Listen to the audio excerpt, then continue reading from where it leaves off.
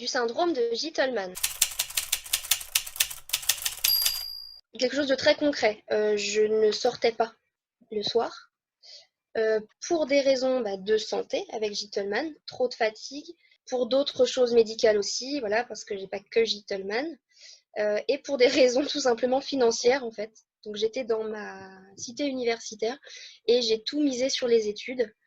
Donc voilà, j'ai fait licence, enfin double licence au début, j'ai arrêté, master, agrégation, et en fait, étonnamment, j'ai eu l'agrégation du premier coup.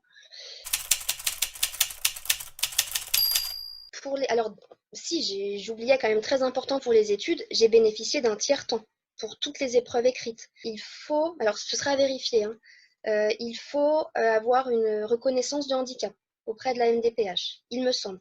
À l'époque, je l'avais déjà, donc j'ai bénéficié du tiers-temps, mais je crois que maintenant, c'est vraiment très important d'avoir la RQTH, ce qu'on appelle RQTH. Tiers-temps pour les épreuves, ça m'a vraiment aidé. Alors ça a été un combat parce que certains professeurs disaient que techniquement c'était pas possible. Il fallait supporter dans l'amphithéâtre les autres étudiants qui sortaient et qui regardaient de haut en bas en disant celle-là je l'ai vue sur le campus, elle est sur ses deux jambes, elle rigole, elle mange un sandwich comme moi et comme mes amis. Et elle a un tiers-temps, elle doit connaître des gens, elle doit avoir des passes droits, quoi. Donc ça c'est encore autre chose à gérer. Je crois que j'ai fait une petite amnésie à ce niveau-là. Je crois que dans la plupart du temps, en fait, j'étais tellement concentrée sur ce que j'avais à faire que bon, je passais outre et puis je me disais ma foi, tant pis. Avec du recul, parce que maintenant en plus je suis dans une association pour la défense des droits des personnes en situation de handicap, je parlerai au nom de tout le monde, donc j'aurai plus les épaules, je serai plus à même d'être à leur place et d'avoir cet aménagement ne s'obtient pas dans une pochette surprise, quoi. Parce qu'on passe quand même devant un médecin hein, à la fac, voilà. Chaque année, on renouvelle, on a le tampon. Oui, alors moi je le faisais, je crois, hein. Moi je l'ai fait. Alors ce qu'il faut savoir, c'est que je dirais aux étudiants qui seraient dans ma situation de l'époque, alors déjà de ne pas avoir honte, de ne pas être gêné, et de pas s'excuser surtout parce que moi je l'ai trop fait je pense. Pardon, alors pour les soirées surtout ne vous en faites pas. Si on vous invite une première fois et qu'on ne vous invite plus après, c'est pas parce que vous n'êtes pas une chouette personne, c'est juste parce que les étudiants en général ont d'autres préoccupations, boire, s'amuser. Moi concrètement j'allais à une soirée, donc c'était dans une grande ville universitaire, on allait en ville, il fallait que je prenne le dernier métro. Parce que si je prends pas le dernier métro, je ne rentre pas à pied comme les autres. Bon, une fois qu'on est rentré avant 1 heure du matin, on va dire, les autres ne nous calculent plus du tout. Et du coup, vous pouvez vous consacrer à vos études. Et c'est génial. Voilà.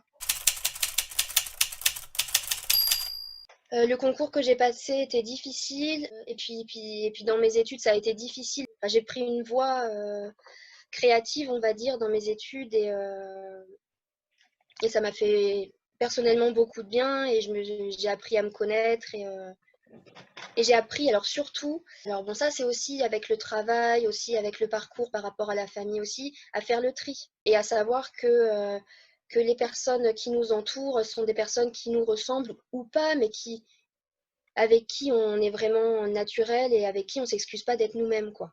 Voilà. Ouais, c'est difficile au début parce que moi je voyais, au début c'était pas de mon propre chef, je voyais les personnes s'éloigner, ne plus donner de nouvelles ou juger. Je parle dans le cercle large, hein, vraiment proche, large, professionnel ou pas.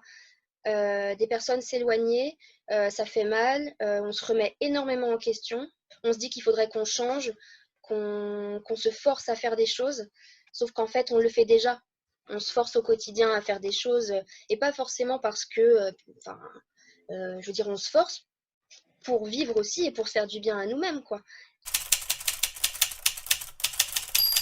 Il se trouve que, en fait, pendant mes études, j'étais vraiment bien suivie. Il y avait aussi une association qui s'appelait HandiSup, qui gérait en fait les étudiants en situation de handicap. Alors au début, j'étais très gênée. Je leur ai dit, je suis très gênée parce qu'en fait, quand j'allais à l'association, bah, les étudiants que je voyais, les handicaps, ils se voyaient. Et moi, du coup, je m'excusais et je disais, je préférerais que vous utilisiez votre temps avec des étudiants qui ont de lourdes pathologies. Je me sentais vraiment comme une imposture, quoi. Et en fait, ils m'ont beaucoup rassurée, ils m'ont soutenue dans beaucoup de démarches. Quand ça bloquait au niveau de la fac pour les tiers-temps, etc., enfin, ils ont été vraiment géniaux, quoi. Pour des jobs étudiants aussi, ils ont été là. Donc ça a été vraiment très bénéfique. Et donc en fait, j'ai été très suivie pendant mes études, on va dire.